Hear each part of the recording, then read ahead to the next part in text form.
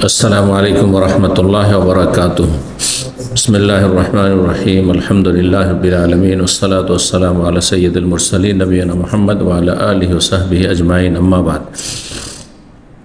सम्मानित श्रोता दर्शक मंडলী, আল্লাহ রাব্বুল আলামিনের প্রশংসা এবং প্রিয় নবী সাল্লাল্লাহু আলাইহি সাল্লামের উপর অসংখ্য সালাত ও সালামের পর আজ বুধবার 7 জমাদুল উলা 1447 হিজরি মোতাবেক 29 অক্টোবর 2025 আমাদের ধারাবাহিক আলোচনা প্রশ্ন উত্তর পর্ব নম্বর 110।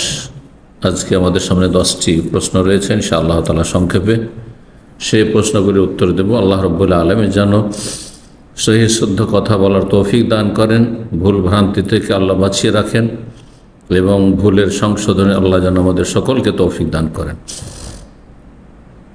প্রথম প্রশ্ন করেছেন, বলছেন আসসালামু আলাইকুম শেখ। ওয়ালাইকুম আসসালাম রহমতুল্লাহ। একজন সালাফি আলেমের একটা বক্তব্য শুনলাম, ওনার আকিদা হচ্ছে রামকৃষ্ণ বা হিন্দুদের যারা এই ধরনের আছেন তারা নবী হলেও হতে পারে এবং ওনাদের কিতাব বেদ ও আসমানি কিতাব হতে পারে, তাহলে তো হিন্দুদের ধর্ম সঠিক হতে পারে ওনার কথা অনুযায়ী। এই বিষয়ে আপনি কোরআন হাদিসের আলোকে জানালে উপকৃত হব। আসলে আমি ওনাকে ফলো করি। এইরকম ব্যক্তিকে সালাফি আলেম বলা আপনার ভুল হবে। সালাফি আলেমরা কেউ এই কথা বলেননি। আরব আলেমদেরকে আমি চিনি, তাদের কাছ থেকে লেখাপড়া করেছি এবং ভারত উপমহাদেশের অন্যান্য ধর্ম গ্রন্থগুলি সম্পর্কে যারা বিজ্ঞ পণ্ডিত তাদের কাছে লেখাপড়া করেছে, অনেকের কাছে, তাদের কাছ থেকে আমরা জানি। আমাদের একজন ওস্তাদ ছিলেন মদিনা ইউনিভার্সিটিতে, অনেকে চিনবেন, ডক্টর মোহাম্মদ জিয়াউর রহমান আজমি। তিনি অমুসলিম হিন্দু ছিলেন, ভারতের উত্তরপ্রদেশে বাড়ি ছিল, আর তারপরে তিনি 18 বছর বয়সে ইসলাম গ্রহণ করেন। তারপরে দারুসালাম উমরাবাদে লেখাপড়া করেন, দক্ষিণ ভারতে, চেন্নাই, তামিলনাড়ুতে এক কথায়। আর তারপরে সেখান থেকে মদিনা ইউনিভার্সিটি আসেন, মদিনা ইউনিভার্সিটিতে গ্রাজুয়েশন করে তারপরে তিনি মেসরে মাস্টার্স করেন, পিএইচডি করেন অম্বল কোরাই মক্কাতুল মোকাররমায়। আর তারপর মদিনা ইউনিভার্সিটির তিনি দীর্ঘদিনের ওস্তাদ এবং সিনিয়র প্রফেসর হয়ে তিনি রিটায়ার করেছেন। যে সময় তিনি ওস্তাদ ছিলেন, প্রফেসর হাদিসের ওস্তাদ ছিলেন, আমরা হাদিস ফাকিলে কুল্লিয়াতুল হাদিসে তার কাছে নায়রুল আওতার পড়েছি। তিনি আমাদেরকে বিশেষ কিছু দর্শ দিয়েছিলেন হিন্দু ধর্ম সম্পর্কে, যেহেতু তিনি হিন্দু ধর্ম থেকে এসেছেন, ব্যাকগ্রাউন্ড তার হিন্দু ধর্ম ছিল এবং হিন্দু ধর্মের ওপর তিনি একটি পুস্তক লিখেছিলেন যেটি মোজাক্কেরা নোট হিসাবে তার কাছে ছিল। সেটি আমাদের কপিও দিয়েছেন, আছে আমার কাছে, আমার লাইব্রেরিতে। কারণ যা কিছু এখান থেকে পেয়েছি তা সংগ্রহ করে দেশে নিয়ে গিয়ে আমার লাইব্রেরিতে আছে, আরবি ভাষায় সেটি, এবং সেটি বিভিন্ন ভাষায় তর্জমা হওয়ার কথা যায় না হয়েছে কিনা। তাতে তিনি হিন্দু ধর্মের উৎপত্তি, বিকাশ, কোথা থেকে এ ব্রাহ্মণরা গিয়েছে, ব্রাহ্মণদের মূল শিকড় কোথায়, এসব নিয়ে বিভিন্ন মতগুলি সেখানে পেশ করেছেন। তাতে তিনি স্পষ্ট করেছেন যে বেদ ঐশী বাণী নয়, মানে বেদ কোনো আসমানি গ্রন্থ নয়। কোনো সালাফি আলেম বলেন এই কথা, বেদকে আসমানি কিতাব। আর হিন্দুদের যেসব মনীষী রয়েছে, সে রাম হোক আর কৃষ্ণ হোক আর অন্যান্যরা হোক, এরা কেউ নবী নয়। কারণ আম্বিয়া রসুলগণের সকলের দিন হচ্ছে এক, সেটি হচ্ছে তৌহিদ। নবী সাল্লাল্লাহু আলাইহি ওয়াসাল্লামের হাদিস সহিহ বুখারীতে রয়েছে, আল আম্বিয়া ও বানুল আল্লাত। নবী রসুলগণ হচ্ছেন সৎ ভাইয়ের মতো, বৈমাত্র ভাইয়ের মতো। সৎ ভাই কাকে বলে? যাদের আবুহুম ওয়াহেদ ওয়া উম্মাহাতুম শাত্তা, বাপ এক আর মা ভিন্ন ভিন্ন। তার মানে সমস্ত নবীদের বাপ এক, মানে মূল এক। হ্যাঁ, তাদের মৌলিক ধর্মীয় বিষয়গুলি এক, সেগুলি হচ্ছে আকিদার বিষয়। তাদের আকিদা আল্লাহ সম্পর্কে তৌহিদের আকিদা, জান্নাত জাহান্নাম আখিরাত সম্পর্কে আকিদা, এবং নবী রসুলের আকীদা, আসমানি কিতাবের আকীদা, তকদিরের প্রতি ঈমান, ঈমানের যে রকমগুলি, এগুলি সমস্ত নবী রসুলগণের দিন এক। এই ক্ষেত্রে আবুহুম ওয়াহিদ, বাপ যেমন সৎ ভাইদের এক হয়, মা ভিন্ন ভিন্ন হয়, ঠিক তেমনি সমস্ত নবী রসুলগণের দিনের মৌলিক বিষয় আকীদার বিষয়টি হচ্ছে এক, অভিন্ন। সবার ধর্ম ছিল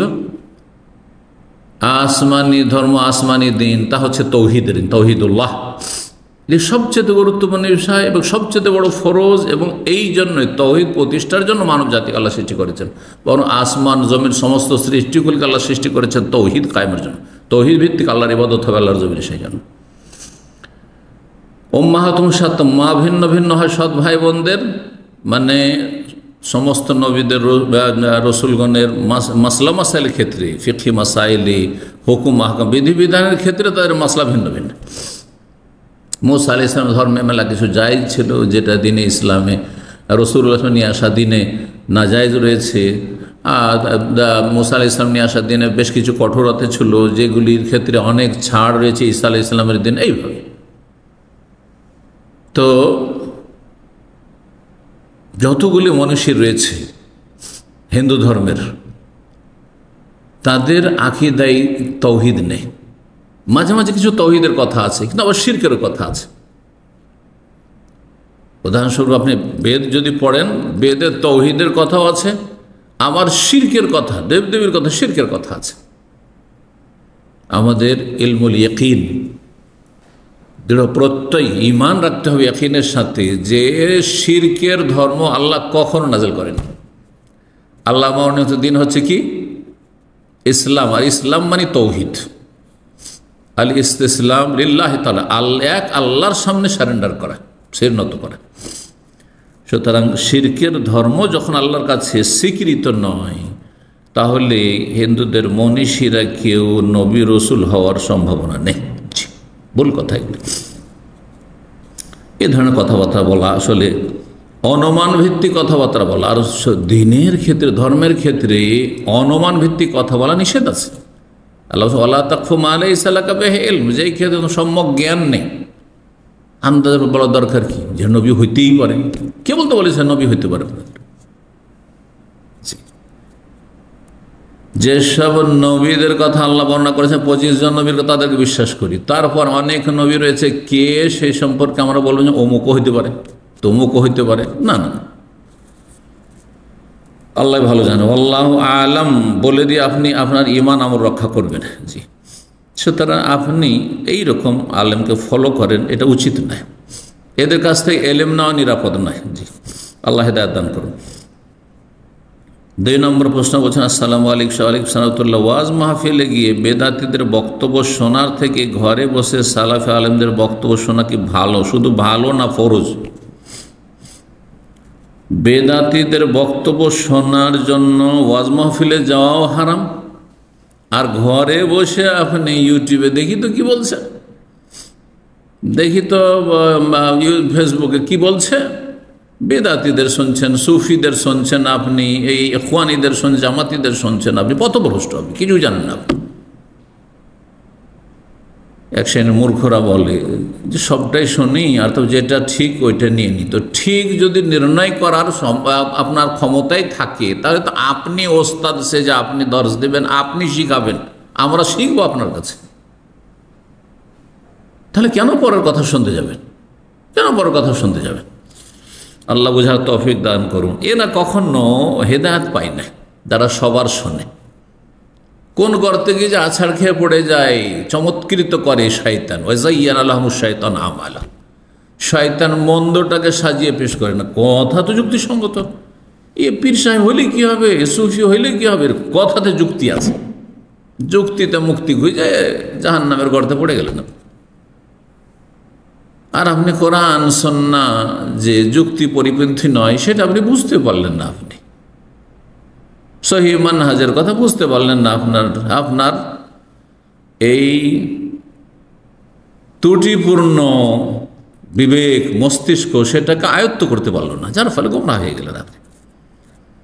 এই জন্য ওয়াজ মাহফিলে বেদাতীদের যাওয়াও হারাম, জায়েজ নয়, এবং অনলাইনে শুনবেন তাদের ওয়াজ, এটিও জায়েজ নয়। কার জন্য জায়েজ? একমাত্র যার মধ্যে খণ্ডন করার ক্ষমতা আছে, যে বিজ্ঞ আলেম দাওয়ার কাজ করে, আর সে বেদাতীদের বা কাফের মুশরিকদের ভ্রান্ত ধর্মের ভ্রান্ত আকীদার অসারতা সে উপলব্ধি করতে পারবে, বুঝতে পারবে এবং তাদের খণ্ডন করবে জেনে শুনে, যে তারা এই সব কথাবার্তা বলে, এইসব লিখে, এগুলির অসারতা বর্ণনা করার জন্য শোনা। বেদাতি বই পড়ার ক্ষেত্রে এই হুকুম, বেদাতিদের আলোচনা শোনার ক্ষেত্রে এই হুকুম। আম সাধারণ জনগণ অথবা প্রাথমিক পর্যায়ের তালেবুল ইলম আমাদের, আহলুল হাদিসদের, তাদের কখনো জায়েজ নয় যে বেদাতি বা ভ্রান্ত মানহাজের আলেমদের ওয়াইজদের ওয়াজ শুনবে বা বক্তব্য শুনবে। আপনি ঘরে বসে বিজ্ঞ সালাফি আলেমদের বক্তব্য শুনেন, না হয় সালাফি আলেমদের কিতাব পড়েন। ইবনে সিরিন রাহিমাহুল্লাহ বলছেন, ইন্না হাযা দীনুন, সহিহ মুসলিমের ভূমিকায় রয়েছে, এটি হচ্ছে দিন, ইসলামের বিষয়, এটি তোমার জান্নাত জাহান্নামের বিষয়, এটি তোমার মুক্তির না হয় আযাবের বিষয়। ইন্না হাযা দীন, এটি দিন, তোমার জীবন বিধান। ফানজুরু আম্মান তাখুযুনা দীনাকুম, একটু চিন্তা করে নাও, ভেবে নাও, ভালো করে বুঝে সুঝে নাও যে কার কাছ থেকে দিন নিচ্ছ। ডাক্তার থেকে, ফুটপাথ থেকে কেন মেডিসিন নিচ্ছেন না? বরং আপনি ফার্মেসিতে গিয়েও নিচ্ছেন না কেন? ফার্মাসিস্টের কাছে, ও তো ভালো বুঝে ওষুধ সম্পর্কে, ওষুধ কেমিক্যাল সম্পর্কে, তারপরে তার কাছ থেকে ওষুধ নেন না। যাচ্ছেন ডাক্তারের কাছে, আপনি ফিস দিচ্ছেন, লিখিয়ে নিচ্ছেন, তারপরে ধর্ণা দিচ্ছেন, লাইন লেগে বসে থাকছেন। শরীয়তের মাসলার জন্য 5 মিনিট লাইন লাগাবেন না আপনি, ফিরি আপনি অনলাইনে চান, আপনি নিজের ঘরে বসে সমস্ত মাসলা মাসাইলের সমাধান চান, তালাকের মাসলা আর মিরাসে ধন সম্পদের ভাগ বন্টন, ঘরে বসে বিনা পয়সাতে আলেমের কাছ থেকে জানতে চান। আলেমরা ফেরেশতা, তাদের পেট নেই, তাদেরকে ফিস দেওয়ার কথা তো কখনো চিন্তা করেন না। কিন্তু আপনি ডাক্তারকে ফিস দিয়ে আর তার ধর্ণা দিয়ে 5 ঘন্টা 7 ঘন্টা সারা দিন লাইন লাগিয়ে বসে আসছেন আপনি ক্লিনিকে, হাসপাতালে গিয়ে। দুনিয়াকে কত গুরুত্ব দিয়েছেন চিন্তা করুন দিনের উপর। আল্লাহ হেদায়েত দান করুন। এতে মেহনত করে নিজের ঈমান আমল রক্ষা করতে হবে, তাওহীদ সুন্নাহ রক্ষা করতে হবে, শিরক বিদআতে বাঁচতে হবে, জান্নাতের পথ আপনাকে জানতে হবে। আল্লাহ সঠিক বুঝ দান করুন। 3 নম্বর প্রশ্ন বলছেন, আসসালামু আলাইকুম শেখ ওয়ালাইকুম সালাতুল্লাহ, আমার একজন রক্ত সম্পর্কে নিকট আত্মীয় বিউটি পার্লারে কাজ করে, আল্লাহ হিদায়াত করুন। সেখানে নারীদের চুল বিভিন্ন কাটিং করা, ব্রু প্লাগ করা এসব জায়েজ নয়। বউ সাজানি এবং অন্য অন্য রূপচর্চা করে। এখন উনি আমাদেরকে বিভিন্ন উপহার দিলে কি নেওয়া যাবে? যেহেতু এই কাজটিতে হালাল হারামের সংমিশ্রণ আছে, সেলুনের মতো, সেলুনে হারাম রিজিকও আছে, দাড়ি মুন্ডন করলে হারাম, আর ওই কাফেরদের কাটিং ছাটিং করলে চুলের যে করছে আজকাল, তো সেটা হারাম। আর যদি এমনি মোচ কেটে দেয় আর চুল কেটে দেয় আর কালো রঙে না রঙিয়ে যদি খেজাব লাগিয়ে দেয়, মেহেদি বা ব্রাউন লাগিয়ে দেয়, তাহলে জায়েজ আছে। তাহলে যেমন সেলুনের রুজিতে হালাল হারামের সংমিশ্রণ রয়েছে, ঠিক তেমনি বিউটি পার্লারেও হালাল হারামের সংমিশ্রণ রয়েছে। এমনি একটু মেকআপ করে দিল, সাজিয়ে দিল, আর গুপ্ত অঙ্গ যেসব অঙ্গ দেখা যাবে না সেগুলোর দিকে তাকালো না, ইত্যাদি ইত্যাদি, সব শর্তের সাথে যদি হয়, আর হারাম কাজ করলো না, কাফেরদের অনুকরণ করলো না, কাফেরদের গোলামি করলো না বা গোলাম বানালো না, তাহলে জায়েজ আছে সীমিত আকারে। কিন্তু যারা বিউটি পার্লারে ব্যবসা করে তাদের রুজি ওই সেলুনের মতো হারাম রুজি, হালাল হারামের সংমিশ্রণ, তাদের কাছ থেকে উপহার নিতে পারেন।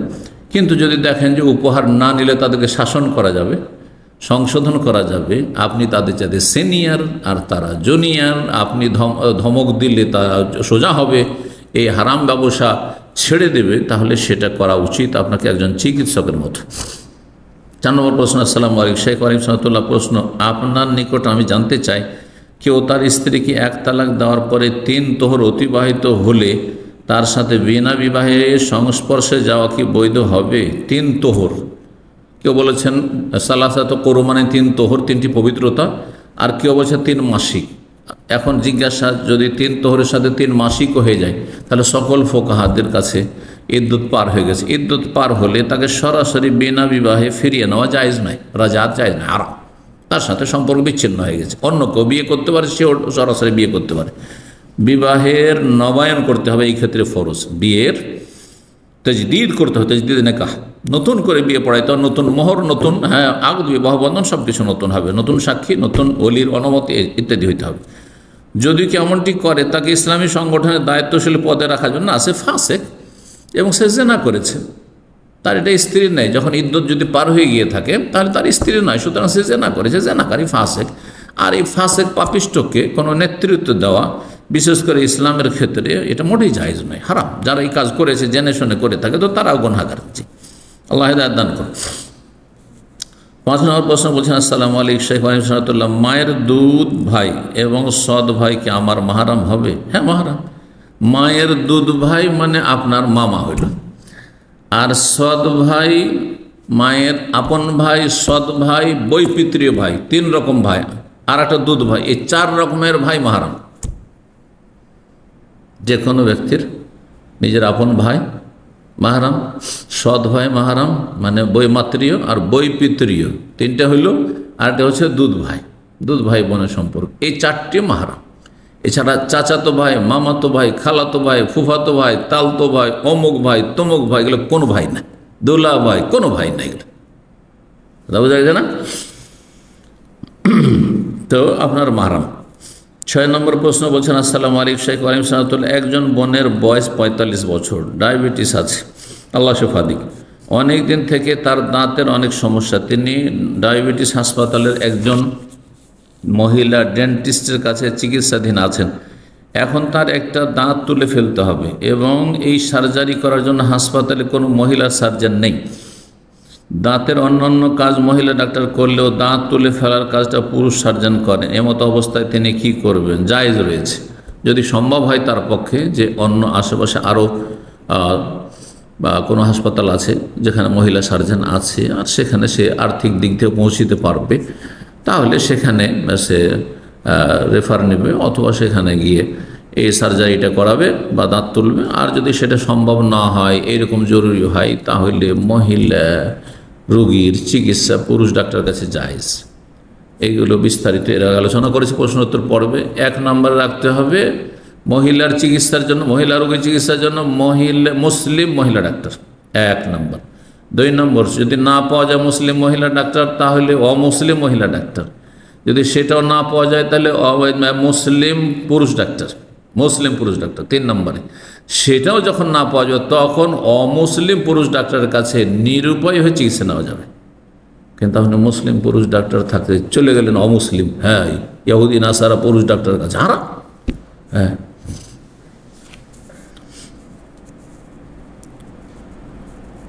7 নম্বর প্রশ্ন বলছেন, আসসালামু আলাইকুম ওয়া রাহমাতুল্লাহ, আমার প্রশ্ন হলো ঘরে যা ইনকাম আসে তাতে কোনো বরকত পাই না, বরকত পাওয়ার জন্য কি করব? 80,000 টাকা ইনকাম আসে, আল্লাহ হিদায়াত দান করুন, আল্লাহ রাব্বুল আলামিন পাপ থেকে বাঁচিয়ে রাখুন, আল্লাহ আমাদের সকলের বরকত দান করুন। গত সপ্তাহে একটি আলোচনা করেছি বরকতহীনতার কারণ, বরকত চলে যাওয়ার বা পালিয়ে যাওয়ার কারণ। বরকত কেন হচ্ছে না? এর বিভিন্ন কারণ রয়েছে। সবচেয়ে বড় কারণ হচ্ছে পাপাচার, পাপ। আপনার আমার জীবনে যদি পাপ বৃদ্ধি পায়, যত পাপ বাড়বে তত বরকত পালাবে। এর বিপরীত যত নেকি বাড়বে তত বরকত হবে। কোরআন তেলাওয়াত বরকত, যদিও নফল হয়তো তেলাওয়াত, কিন্তু সকাল বিকাল যদি প্রতিদিন বাড়িতে কোরআন তেলাওয়াত হয়, কিতাবুন আনজালনাহু ইলাইকা মুবারাক, আল্লাহ বলছে মুবারাক, বরকত রয়েছে, বরকত আর বরকত। কোরআনের প্রতি আমল করার জন্য আল্লাহ কোরআন নাযিল করেছে। কোরআনের প্রতি যত আমল হবে, হারাম নাজায়েজ থেকে বেঁচে থাকবে, আর যত ফরজ ওয়াজিব আদায় সুন্নত মুস্তাহাব আদায় করবে কোরআনের আলোকে, হাদিসের আলোকে, তত বেশি বরকত হবে। এই জন্য দিনদার পরেজগার মুত্তাকিনদের জীবনে বারাকা রয়েছে।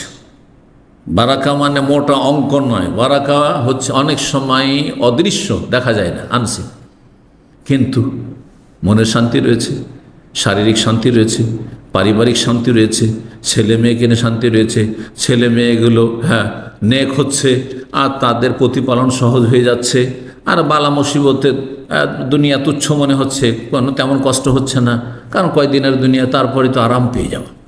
এগুলি হচ্ছে আসলে বারাকা। জি, আল্লাহর সত্যিকার যেন বরকত দান করেন। 80,000 টাকা ইনকাম তারপর হয় না, কেন হবে না? এই জন্য যে অপচয় করছেন হয়তো, এই জন্য যে বাড়িতে পাপ হচ্ছে, এই জন্য বাড়িতে গান বাজনা হচ্ছে, বাড়িতে গোপন লুকিয়ে পাপ হচ্ছে, আপনার সোশ্যাল মিডিয়ার পাপ হচ্ছে, বাড়িতে আপনি প্রাণীর ছবি ঝুলিয়ে রেখেছেন, আপনি স্বামী স্ত্রীর ছবি সাজিয়ে রেখেছেন, বাড়িতে বিভিন্ন রকমের গোনা হচ্ছে, ফজরে নামাজে উঠেন না, বরকত চলে গেল, বরকত চলে গেল। যেমনই ফজরে ঘুমিয়ে থাকলেন, বরকত চলে গেল, সূর্য উঠিয়ে দিলে বরকত চলে গেল বাড়িতে। বিভিন্ন পাপ মুক্ত হইতে হবে। এছাড়াও 7টি কারণ আমি আলোচনা করেছি গত সপ্তাহে, আবার আরেকটি আলোচনা করবো ইনশাআল্লাহ তাআলা। আরও 7-8টি কারণ বরকতহীনতার, আর বরকত লাভের উপায় অলরেডি আমার আলোচনা আছে। এই আলোচনাগুলো এর সাথে শুনবেন ইনশাআল্লাহ তাআলা। নিজে সংশোধন করতে পারলে আল্লাহ বরকত দেবেন। ওয়ালাউ আন্না আহলাল কুরআ আমানু ওয়াত্তাকাউ লাফাতাহনা আলাইহিম বারাকাতিম মিনাস সামা। যদি জনপদের লোকেরা, এলাকার লোকেরা, দেশবাসী ইমানদার মুমিন হয়ে যেত, কাফের মুশরিক আর বেদিন না থাকতো, নাস্তিক না থাকতো, মুশরিক না থাকতো, মাজার পূজারি না থাকতো, বেদাতি না থাকতো, আর ওয়াত্তাকাউ পাপমুক্ত হয়ে যেত, পরিষ্কার হয়ে যেত, গুনাহ থেকে বেঁচে থাকতো। গুনাহ থেকে বাঁচার মন মানসিকতা মানুষের যদি সকলের হয়ে যেত, লাফাতাহনা আলাইহিম বারাকাতিম মিনাস সামাই ওয়াল আরদ, আকাশ জমিনের বরকত সমূহ আমি উন্মুক্ত খুলে দিতাম, উন্মুক্ত করে দিতাম। আল্লাহ আমল করার তৌফিক দান করেন, অপচয় অপব্যয় থেকে বেঁচে থাকার তৌফিক দান করেন, যতটা চাদর লম্বা ততটা পা লম্বা করার তৌফিক দান করেন। অনেক সময় বরকত হয় না এই জন্য যে চাদরে চাইতে পা লম্বা করে দিয়েছেন, চাদর ছোট, পায়া লম্বা করে দিলেন না, পাকে গুটিয়ে নেন আপনি। হ্যাঁ, যেমন অবস্থা তেমন ব্যবস্থা করেন আপনি, খরচ করবেন বেশি অথচ ইনকাম কম না। আমার 80,000 টাকা ইনকাম, আর যদি পড়ান, একজন একটা প্রশ্ন একদিন বলছে যে আমার 2টো ছেলে মেয়ে, বেশি নেবে না, আবার 2টো ছেলে মেয়ে, একটা ছেলের ফিস লাগে মান্থলি, এমন স্কুলে পড়ায় 40,000 টাকা করে, তো 80,000 টাকা ওখানে শেষ। খাবে কি আর অন্য খরচ করবে কি, চিকিৎসা বাবদ কি রাখবে আর কি সেভ করবে? তাহলে চিন্তা করুন তো দেখি। আমি তো আশ্চর্য যে আমরা ছেলে মেয়েদেরকে আমাদের দিন দুনিয়া সবই পড়াইলাম, কিন্তু আমরা তো এই খরচের কথা জানিও না, কল্পনাও করি না। আর একটি ছেলে প্রাইমারি স্কুল থেকে 40,000 টাকা ফিস দিয়ে পড়াচ্ছে। কত মূর্খের মূর্খ এক শ্রেণীর লোকেরা রয়েছে। তাহলে কী করে বরকত হবে বলুন দেখি? এই জন্য বরকত হয় না। 8 নম্বর প্রশ্ন বলছেন, আসসালামু আলাইকুম শেখ আলিম সালাতুল্লাহ, একটি পরিবার যাদের ফিক্সড ডিপোজিট আছে 8 লক্ষ টাকা, আল্লাহ হেদায়েত করুক, হ্যাঁ ফিক্সড ডিপোজিট, আর সেখান থেকে ইনকাম করে খাওয়া, এটি সুদ, আর সুদ ধ্বংসাত্মক গুনাহ। এই টাকার জাকাত দেই তারা, বড় ভালো কথা, জাকাতও দিচ্ছেন, সুদও খাচ্ছেন, জান্নাতে যাওয়ার কাজ করছেন, জাহান্নামে যাওয়ার কাজ করছেন। হ্যাঁ, একদিন জান্নাতে থাকবো, একদিন জাহান্নামে থাকবো, আল্লাহ হিদায়াত করুক। তারা প্রতি মাসে এই ডিপোজিট থেকে যে টাকা আসে তা দিয়ে অনেক কষ্টে সংসার চলে। এই কষ্ট দূর হবে না এই হারাম খেলে, সুদখোর হইলে, আর এইভাবে সুদী প্রতিষ্ঠানের সাথে জড়িত থাকলে, আর সুদী কারবারের সাথে জড়িত থাকলে কখনো বরকত হবে না, কষ্ট দূর হবে না। যে সংসারে অসুস্থ মা এবং 3 জন বোন আছে, এই অসুস্থ মায়ের ওষুধ খরচ তাদের আত্মীয়রা দিয়ে থাকে। একজন বোন জানতে চাচ্ছেন এই পরিবারকে জাকাতের টাকা দেওয়া যাবে কি না, যেহেতু তারা খুব কষ্টে দিনাতিপাত করছে। জাকাতের টাকা দিলে তাদেরকে বলবেন যে তোমাদেরকে হারাম থেকে মুক্ত হইতে হবে, সুদী কারবার ছাড়ো, তাহলে তোমাদের ভরণ পোষণ যা মান্থলি খরচ লাগে আমরা জাকাত দিয়ে চালিয়ে দেবো। দেখেন, যখন মানুষ হারাম ছাড়ে তখন হালাল উত্তম বিকল্প আল্লাহর রাস্তা খুলে দেন। আপনারা জাকাত দেবেন। এই পরিবারে যেহেতু কোনো ইনকাম সোর্স নেই বা ইনকাম করার কোনো লোক নেই, আর এই টাকাটা পারলে কোনো ভালো মানুষ যারা ব্যবসায়ী আছেন তারা ব্যবসায় খাটিয়ে তাদেরকে লভ্যাংশ দেবেন আমানতের সাথে, আবার খেয়ানত করবেন না। কারণ আজকাল পয়সা কাউকে দিয়ে আসল পয়সাই খুঁজে পাওয়া যায় না, লভ্যাংশ পাওয়া তো দূরের কথা। আল্লাহ হেদায়েত দান করুন সকলকে, আমানত রক্ষা করে আল্লাহ তৌফিক দান করুন। আবার বলছি, এই পরিবারকে নাসিহা করব যে সুদ মানুষের জীবনের সমস্ত বরকতকে ধ্বংস করে দেয়, আল্লাহর গজব নেমে আসে। আল্লাহ যুদ্ধের ঘোষণা করেছেন, আল্লাহর যুদ্ধ হচ্ছে আযাব। সুতরাং কষ্ট দূর করতে চান তো এই সুদী কারবার ছেড়ে দেন, ফিক্সড ডিপোজিট না রেখে আল্লাহর ভরসা করেন। আর আশেপাশে পাড়া প্রতিবেশী বা আত্মীয় স্বজন যারা সচ্ছল রয়েছেন তারা জাকাত দিয়ে মান্থলি যা খরচ হয় সেই খরচ তাদেরকে দেন। আল্লাহ আপনাদের সকলকে তৌফিক দান করেন। 9 নম্বর প্রশ্ন বলছেন, আসসালামু আলাইকুম উস্তাদ। ওয়ালাইকুম আসসালাম ওয়া রাহমাতুল্লাহ। সালাফি অনুসারী বন্ধের জন্য কারো ঘরে উপস্থিত হয়ে দিনের জ্ঞান অর্জন করার কতটুকু জরুরি? পুরুষদের ক্ষেত্রে হইলে দিন শিখার জন্য যাবে। আল্লাহ সূরা তওবাতে বলেছে, ফালাউলা নাফারা মিন কুল্লি ফিরকাতিন মিনহুম তায়েফা, একটি দল সবসময় বের হইতে থাকবে দিন শিখার জন্য। আমরা দূরে যদি না আসতাম, গ্রামে থেকে যেতাম, তো পড়ার কোনো সুযোগ ছিল না, ওই মক্তবটা কোনো রকম ছিল হয়তো, সেখানে থেকে যেতাম। বাইরে বেরোতে হবে। কিন্তু মহিলারা বাড়ি থেকে বেরোলে, সাবালিকা মহিলা বাড়ি থেকে বেরিয়ে আপনার বা মেয়েরা বিবাহিতা হোক অবিবাহিতা হোক, যেমনটাই হোক না কেন, যদি বাড়ি থেকে বের হয় আর অন্যের বাড়িতে জ্ঞান অর্জন করতে যায়, তাহলে কিছু শর্ত রয়েছে। সেই শর্তগুলি থাকলে জায়েজ, হ্যাঁ, ওয়াজিব তো নয়, জায়েজ বা মুস্তাহাব। আর যদি সেই শর্তগুলির কোনো একটি না থাকে তাহলে জায়েজ নয়। প্রথম কথা, যেখানে যাচ্ছেন সেখানে পরিবেশটা নিরাপদ হতে হবে। অনেক সময় যে বান্ধবীর বাড়িতে, যে পরিচিত ব্যক্তির বাড়িতে যাচ্ছেন, হ্যাঁ, বলা হচ্ছে সেখানে কোনো পুরুষ লোক থাকবে না, কিন্তু পুরুষ লোকের আনাগোনা সেখানে। অথবা কিছু খারাপ মহিলা আছে, মেয়েদেরকে খারাপ করে কারা? অন্য মেয়ে খারাপ করে, অন্য একটা যুবকের সাথে কানেক্ট করে দেয় এই অসৎ চরিত্রের মহিলারা। অধিকাংশ ঘটনাগুলি আমার ছাত্র জীবন থেকে দেখছি, যতগুলি নারী সংক্রান্ত ফিতনা হয়েছে, মাঝখানে কোনো একটা মেয়ে আছে যে মেয়ে একটি মেয়ের আর এক ছেলের সাথে পরিচয় করে দিয়েছে। বোন অনেক সময় ভাইয়ের সাথে তার বান্ধবীর, হ্যাঁ, লিঙ্ক করে দিচ্ছে। অথবা তার আত্মীয় স্বজন কেউ আছে, যুবক তার সাথে লিঙ্ক করে দিচ্ছে, ওই মেয়েটার সাথে আমার যোগাযোগ করে দেয়, ওর টেলিফোনের ব্যবস্থা করে দেয়, ওর সাথে একটা আমাকে যোগাযোগের ব্যবস্থা, হাদিয়া গিফট, বড় ধরনের একটা গিফট দিয়ে পাঠিয়ে দিল ওই মেয়েটির মাধ্যমে। আর গিফট পাওয়ার পরে তো পাগল হয়ে গেল ওই মেয়ে, হ্যাঁ, ওকে পাওয়ার জন্য। যে আরে বাপরে বাপ, বিয়ের আগে যদি এত বড় গিফট দিতে পারে, মোবাইল আর আইফোন দিতে পারে, তো এরপরে কত না কি দিতে পারে। এসব স্বপ্ন নিয়ে যায়, আর স্বপ্ন ভেঙে চুরমার হয়ে যায় বিয়ের পরে, কোনো বরকত পায় না, শান্তি পায় না। অধিকাংশ প্রেম করে যারা বিয়ে করেছে তাদের দুর্দশার শেষ নেই। তো যাই হোক, দিন শিখতে গিয়ে ফিতনার আশঙ্কা যদি থাকে, মোটেই যাওয়া জায়েজ নয়। রাস্তায় যাওয়া আসার ক্ষেত্রে, হ্যাঁ, কত দূর যাচ্ছেন এগুলো দেখার বিষয়। শহরের বাইরে গেলে মাহরাম থাকতে হবে, আর যদি শহরের ভিতরে হয় তাহলে ফিতনামুক্ত হইতে হবে। এই নয় যে ভাবি ভাবি করছে আর আপা আপা করছে আর এদিকে ফিতনা। অনেক সময় স্বামী স্ত্রী দুজন আছে আর তার সাথে আরেকজন মহিলা আছে, কিন্তু ওর স্ত্রী থাকতে আরেকজনের দিকে মনটা যাচ্ছে। অধিকাংশ লোকের ইমান দুর্বল এরকম, স্ত্রী তো সবসময় ঘরে আছে, ওর সাথে একটু, হ্যাঁ, যোগাযোগের চেষ্টা করা। তো এইভাবে নর নারী ফিতনায় পড়ছে। সুতরাং এই দিন শিখার আড়ালে একটা বিরাট ফিতনার রাস্তা খোলার আশঙ্কা রয়েছে, এগুলোতে বেঁচে থাকবেন।